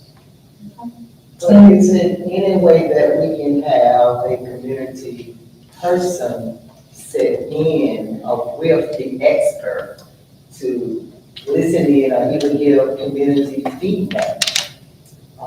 So that the expert can take in, because we are diversity for the community. Although you all are the expert in the material, the catalog that we selected, I would feel that it would be great to have a community person, persons involved in the decision of what remove or what is going to be taken out. There's different levels of expertise. You guys are experts in you went to school for it and deciding what to have in collections. But the community is expert in consumption. So that's a level of expertise as well. Sometimes you may miss because you're looking at it from a certain level, whereas someone who's in a community and consuming may look at it differently. Well, where do they pull that person from? It's a lack of consistency, because if a person from the community is available, I will work the connection, not move forward. And what if that person in the community had varying opinions and thoughts on the item that we have? Well, it's them. I think, again, it's They are. a paid position or something, because that's a commitment to me. As a Final staff, decision. so it sounds to me like it would be a heavy lift unless we have a community person who's committed and volunteering their time. When was the last time we had such a request? We have. I don't think that. I agree. I think the final decision should lay with the professionals.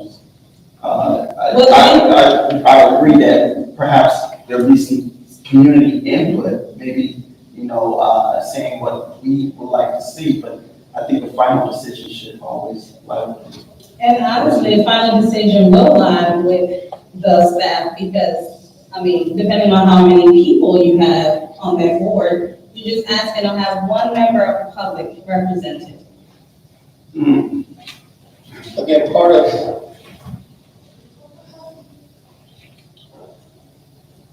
when we select items,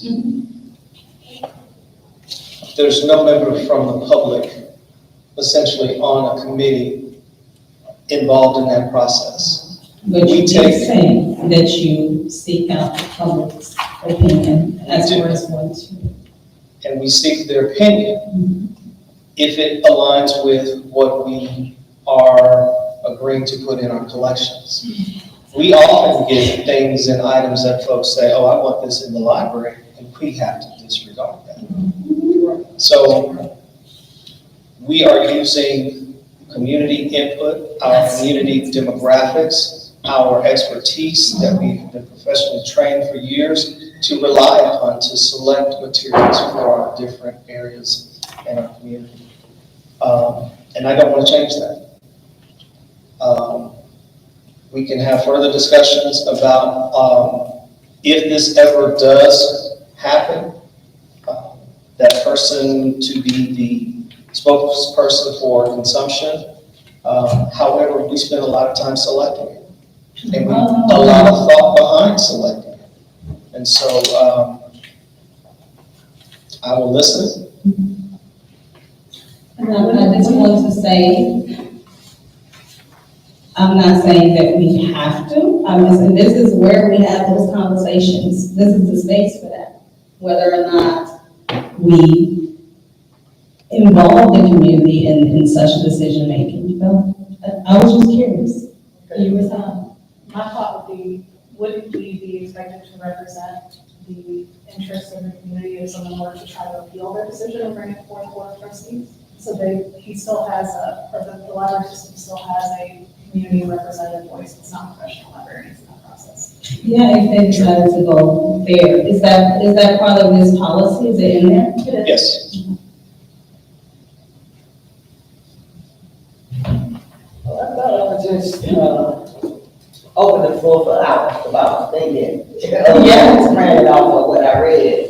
Because we are a board that's supposedly to have the best interests of the community, to be the person for the community. And when it comes to certain things that you all should do, I would not suggest for the community to be a part of it, because common denominator tells me this is a professional expert duty. However, when we are talking about doing certain things with the catalog, at the end of the day, it flows back to you, but the patrons or community that comes in to select from the nonfiction, the fiction, or whatever you catalog, they still have an opportunity to come and see the backlist. that you take to bring into the library, that kind of put a light on what I'm saying.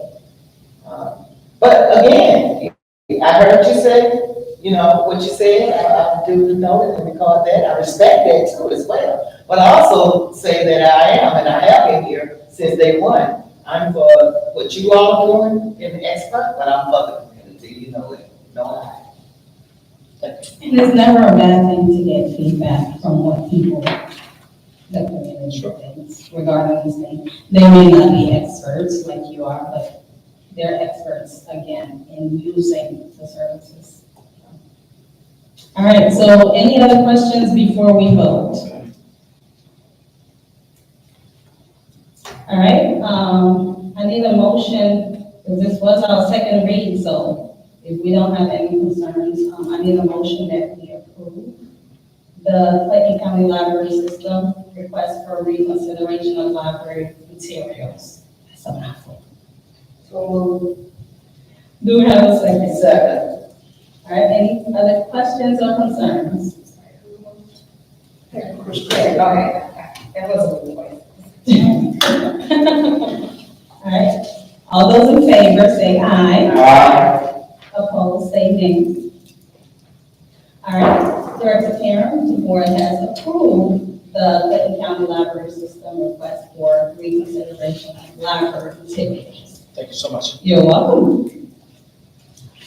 All right, next on the agenda, we have the Library Foundation, and that was added by Trustee Harrison.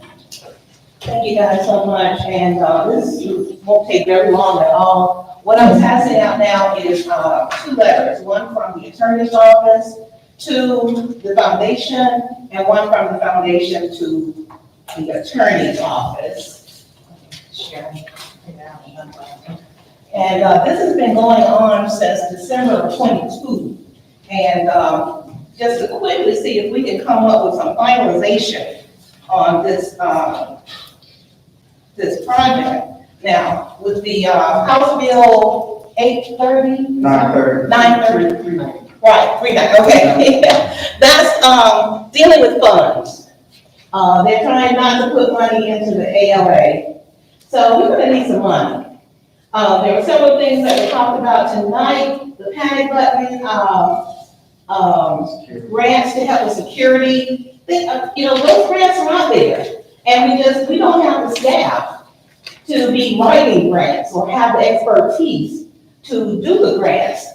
So, Chair Dawn hired an attorney to do some discovery in reference to the Library Foundation. And it took several months to get it done. And they did identify. Chair Dawn hired an attorney? Well, the board didn't vote to hire this particular attorney, but you notified us who was representing us. But, to carry on, Madam Chair, the attorney gave some instructions to the foundation to make some corrections in their registration with the Secretary of State and some other items. This was done. And the letter from the attorney states that it was done. However, the foundation did write the attorney and let them know that they were in compliance and that if the attorney would set up a meeting between the foundation and the board. And that's where it ended, as far as I'm aware of with the board.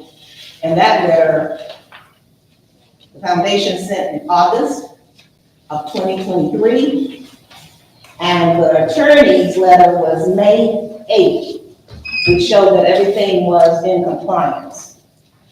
So I guess the next question is, do we kill it, or do we move forward and allow the director to do an MOU with the foundation and go through the process of getting it done?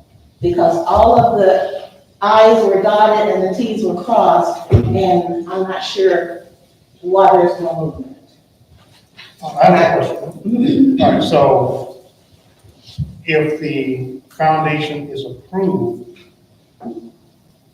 the foundation itself will be able to have funding to do the security which they need. They can apply for grants. And There are oodles of grants out there for all kinds of categories. And the foundation does have a very well-experienced grant writer, or with an S on the grant writers. And that is where additional money comes in. Now, the budget, we approved the budget for the director. We didn't approve an extra IT person, social media person.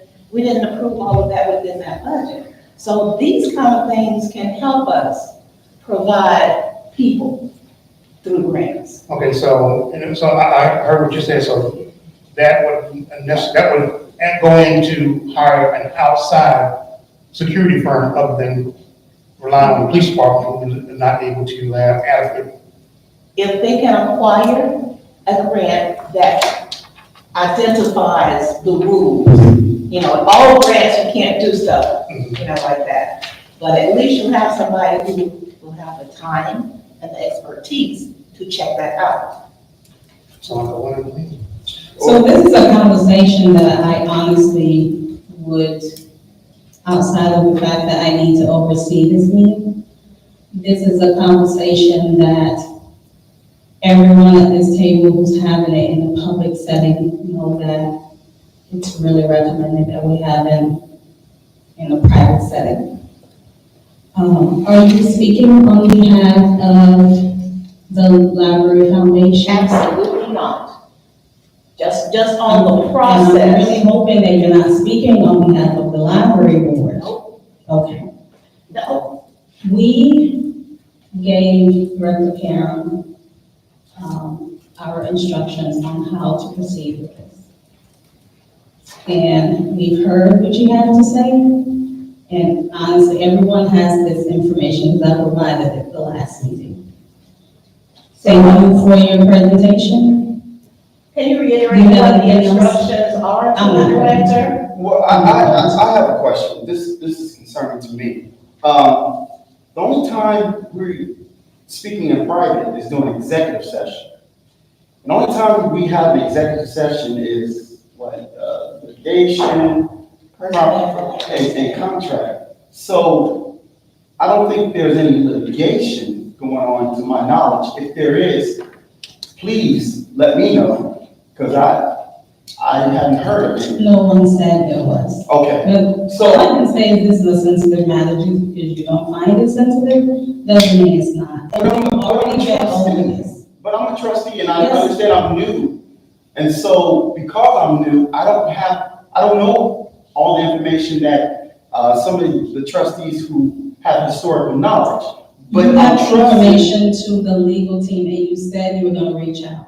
And everyone is more than welcome because I have given you everything that I have to give you on this matter. Yes, And you you just have. chose not to accept it. I have no control over it. No.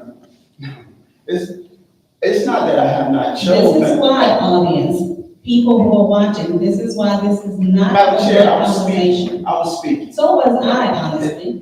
Please don't step on the I conversation. do, if I can answer, I do want to say that I do feel like we need to continue this conversation, maybe inside the executive, in an executive session, just in a separate conversation. But again, it's clear what executive conversations are. Right, it's really clear. What I'm not clear on, you're right. You sent the documentations to all the trustees, and I read it. And it was pretty clear, straightforward. The memo from legal was saying, hey, the only thing they wanted the foundation to do was change their address. We have evidence that What they was the last changed their thing that address. was asked of them? What? Without speaking in public, there was things asked of them that they need to reach out to the legal team about. They did. That's what this says. Trustee Harrison, is there anything else to your, presentation? Only a question as to, what is the result? I'm hearing, well, we told the director some directions and I don't think it's. I mean, you were in the meeting? Because I wasn't. yeah, so we have the people. We had an executive meeting at the last time. You guys you weren't aware of what we asked the director to do. He was the one that was supposed to go and relay certain information. However, you all decided to go and collect data of your own. This was already. I didn't write this. Trustee Harrison, you sent information that the board did not have any knowledge of, and it did not come from within the board. So you had to have been having outside conversations. I never said I didn't have a conversation. You asked if I was supporting. I'm not supporting anybody except the citizens of this county. Amen. And we need money. We need to have the bookmobile, was that from a grant? Okay, bookmobile from a grant. There are other things from grants that we can get that does not affect the directors and the staff's budget. And we will. Once we do things the right and proper way, and Director Perrin has been empowered to take it away. We asked you to do certain things last month's meeting. I'm sorry if you did not hear what it was. I'm not sure why. I'm not sure. Can I ask a question? I have two questions. The first question, well, one's a statement, the other one's a question. The question is, at our last meeting, or the meeting before last in the executive session, so the attorney was supposed to have been here to present something? You all also said that you were going to reach out, so I just assumed you were going to reach out and get the response that you needed, because whatever I was giving you was not sitting right with you, and you were going to reach out to the attorney. And I gave you that information. Did you not reach out? I reached out to the attorney. I made a phone call. I left a message on her voicemail. Nothing came back. I even sent her a copy of this letter from the Library Foundation that was sent to her, asking her to respond to it. No, nothing but crickets. No response, no phone call, no email. So I didn't know if maybe she just dealt directly with you on communication. I didn't know. But at this point, if in our last meeting, if you gave a directive to the director, Guys, are not as emotional about this conversation. I don't say. We need Okay, money. let me just do it. We know we need money. Okay. Let me do it in. The bottom line is in Director Robert Ruler says that in order for the chair to acknowledge you, you must stand. Now I'm standing. You have that knowledge, go ahead. Okay, thank you. I ask for a point of privilege because I do not definitely want to sit before the general public having this discussion going back and forth as it's a lot of tension. Number one, the previous meeting, we went in executive session. We came out, we said to the general public, we had nothing to discuss, and we called the meeting adjourned. However, within the executive session, I am going to recuse myself from whatever happened in there because I believe in my ethics. And I do not want to sit among my colleagues who going back and forth, round and round. Before you came, and I apologize, I understand how you feel, and I definitely understand how you feel. Because I was sitting on that side and I knew I would want to give as much information as possible. But however, you walked into something that was already in process. Right now, the process is under the leader with an attorney that represented the previous board before you all came, hear me out, for the general public's sake.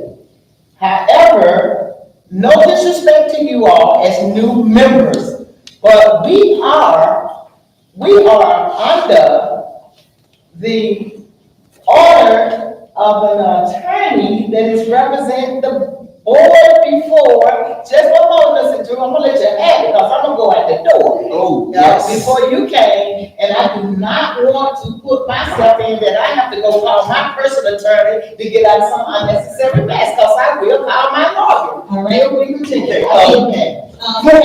Trustee Harrison, go ahead. Yes, So I'm gonna end my note on this. Okay. The executive session that you're speaking on, we came out of executive There you go. session with no resolve. You said we had nothing to discuss, but then you're just saying that out of that, session, there were directions given to the director.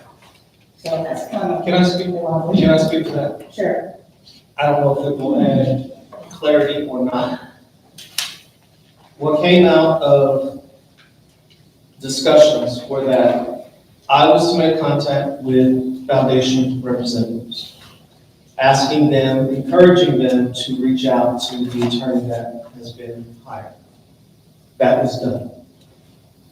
That was the extent of what I was asked to do. I performed that, and now here we are. Thank you, sir. And that was because the dialogue indicated that there was no communication to the attorney, but we asked here.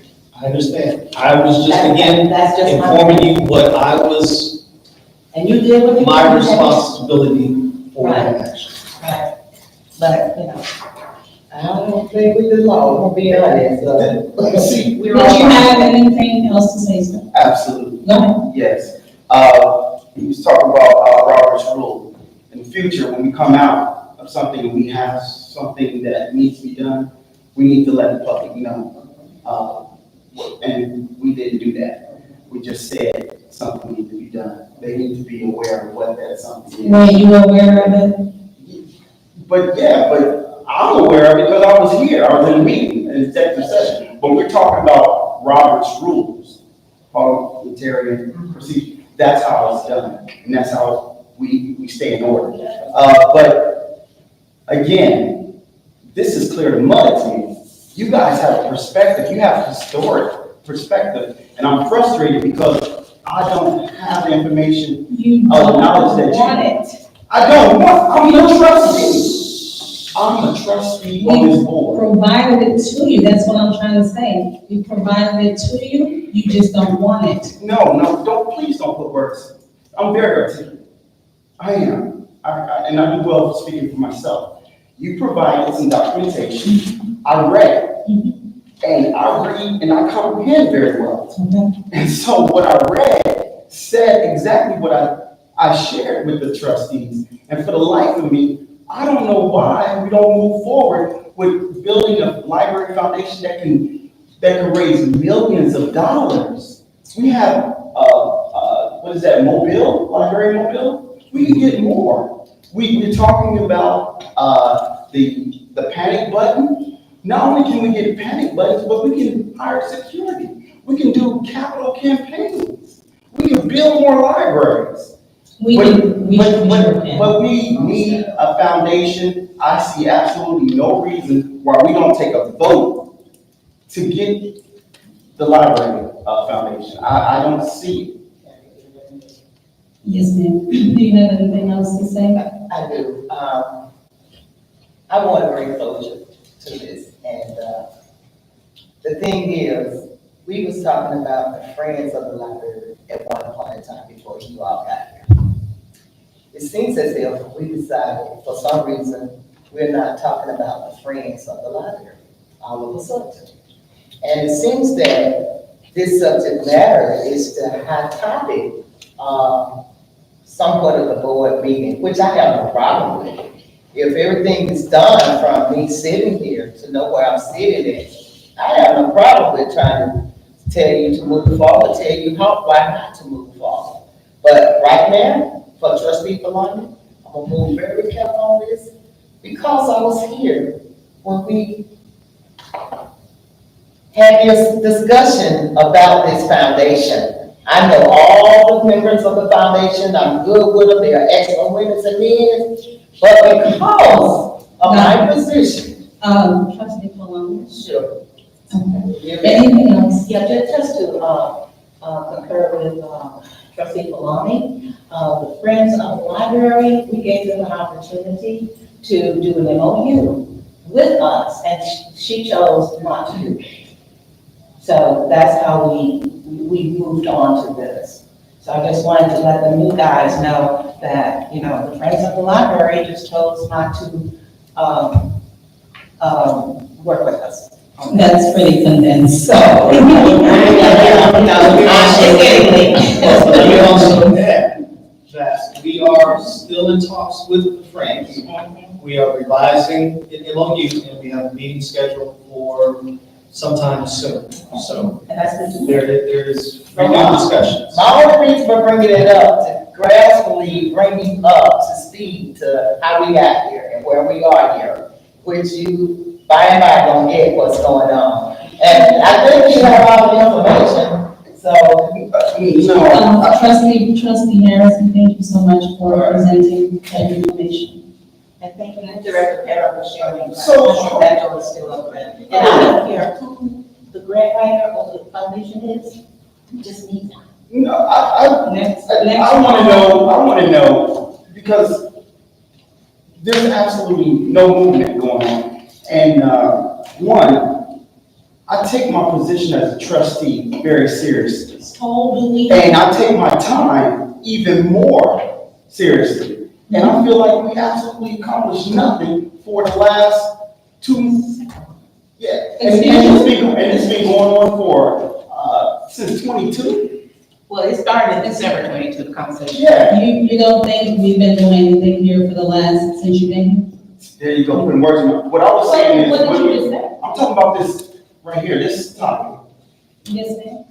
Can we, move forward to the MOU? We're getting ready to. Okay. Yeah. Put everything out. Would you allow me to finish out the MOUs? Yes, and then please. More discussion needs to be had. Next on the agenda, we will have new business. The first MOU, we have the 2024 summer food program. No, Know what? no, No, he was talking to you. yeah, because, Go ahead, Director Pam. yeah, this is ridiculous. This is ridiculous. There's, Sir, we're moving on. there's information that's being withheld. We're moving on. I hear you, Madam Chair, but I'm speaking. Excuse you? I'm speaking. I'm speaking. Director Pam, please go ahead and give your report on the MOUs. We're moving on. So in your packets or you should have several, 1, 2, 3, 4, 5 summaries, MOUs that we are looking to push forward through the Board of Commissioners. First one is a 2024 summer food program through NBS Soul Food. They will provide meals, free meals to the youth and families of Clayton County throughout the summer at every location. Again, there's no charge to us. We will just provide the space and they will bring in the food for the children for the summer and their families. Are there any questions on that one?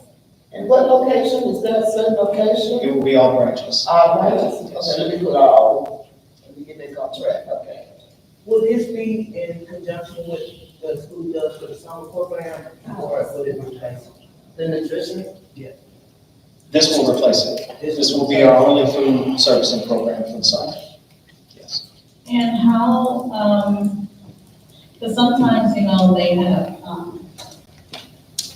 like, there's a bus out in the parking lot where they're handing out food, or do we know how this will be? Don't have the logistics yet. But the good thing with this is it's gonna be at all the branches. I know some of the other ones, they were. They were limited, right?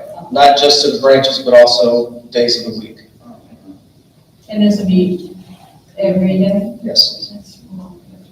This be able to grab bags or on site? On site, from what I understand, it's just not a grab, take and go type of thing. Good. That's really good. Thank you, sir. Do they have a, Next, I'm sorry, do they have an hour operation for the summer food program? still working out the logistics. All right, next we have the United Way tax preparation. Yes. So for those needing tax or pre-tax preparation services, headquarters and Northwest branch will be hosting between the hours of 11 to 3 at Northwest. Wednesdays, library headquarters from 2:30 to 6:30. Is it simple tax preparation or the complexity is not? Is just any kind of tax return? I have not received information to where they would only limit it to easy stuff.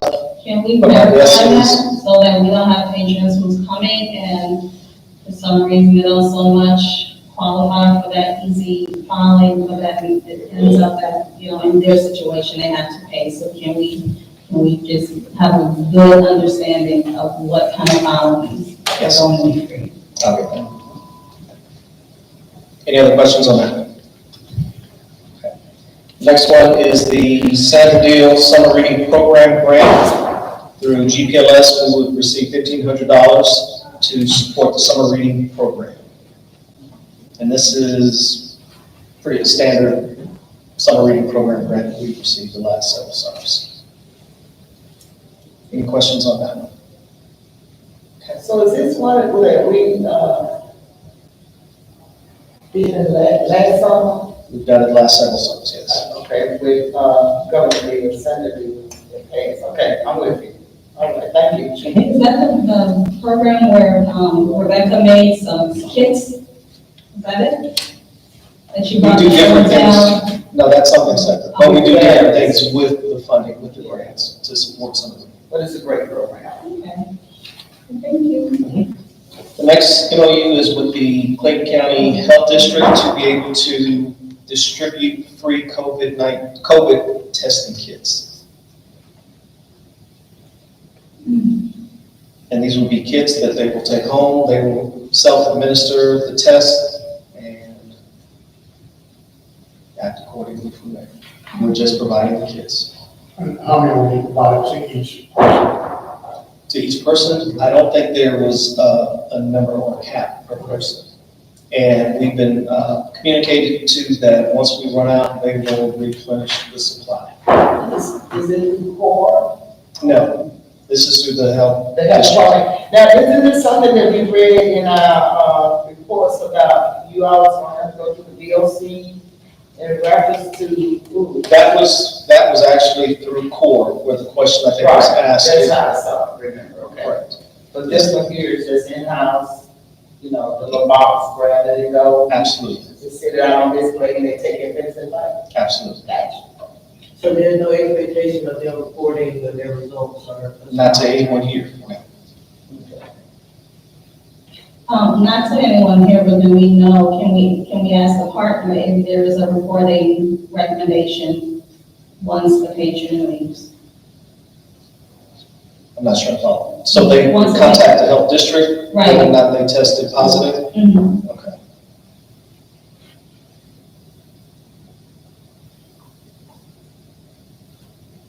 Because, you know, for some people, that would be the difference between whether or not they take it. Any additional questions? Okay. Last one I have is Hand, Heart, and Soul. Hand, Heart, and Soul is actually going to be our learning spaces extension at Morrow. Whereas the other branches, it was through the United Way. This organization actually partners with United Way to bring the Learning Spaces program to the Morrow branch. And so it would be a continuation of what is already taking place. So with it being all of that, can we look at also having this at other branches? At headquarters, Riverdale, Forest Park. So we're covering all branches, right? We're trying to get it at every location. I think this is this the last one? Yeah. So with the last one, Marlboro, Georgia? Marlboro? Yes. right? That's what we asking them for Marlboro, but yes, at every other branch? Yes, So it should be at all branches? it is. Okay. Okay. I'm with you. And just to piggyback on that, is there a concerted effort when we're getting into these partnerships that they're available at all of the branches? Yes. And I hesitated because I wanted to make sure that logistically, whether it's space, staff, resources, that we could support the programs at all the branches. Yes, ma'am. I noticed that the potential partnership, I think the wording is similar to the one that has the summer food program. Is this It says for like nutrient-rich foods. There is a component of the learning spaces where they do talk about nutrition, so that is valid in this one as well. Okay, so, and that's their only goal, because that's what it says in the potential partnership. Well, we will revise that, but under the expectations part, they will assist community learning programs, including real assistance. I read all the other things, but it didn't match to me inside of the potential partnership, that's why I'm. Got it. We'll revise that to make sure it's comprehensive. Any other questions? All right, Director Karen, thank you for the partnerships. And thank you for reporting. Thank you. Stay tuned, more coming in. So, Yes. Will these be on the agenda for the next BOC meeting? I can't promise all of them will be. Some are still being edited with the county legal department. If need be, once we do get the go-ahead, I can email or send an email out to let you know what will be on the agenda. Okay, put it in. And unless it's like way different from what we're saying, you have our blessing. That's all we're doing. Right. Any other questions? All right, next on the agenda, we have executive session. Yes, ma'am.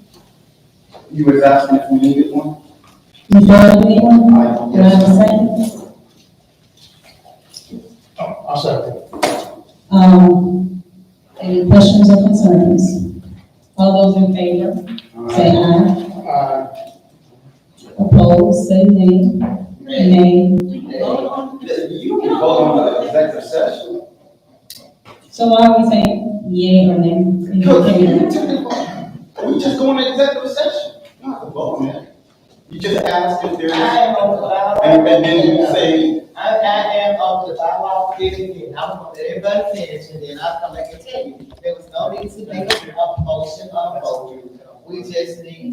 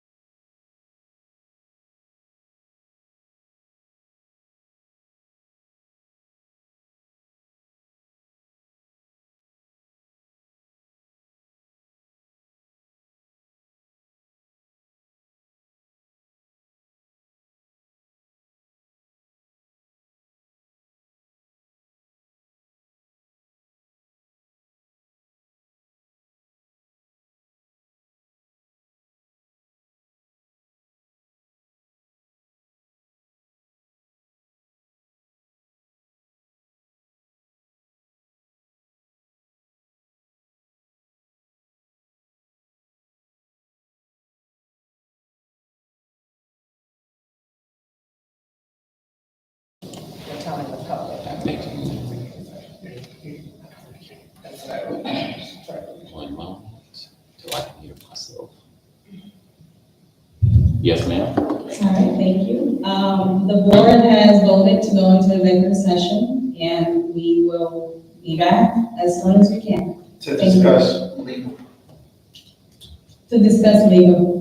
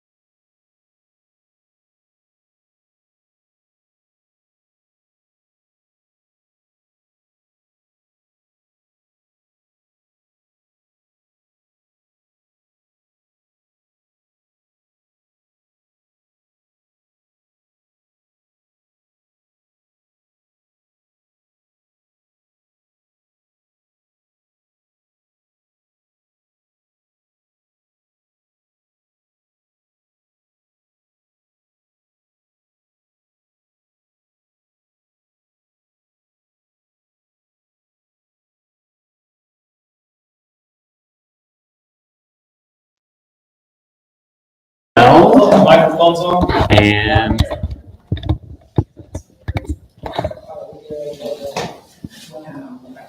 Here, myself.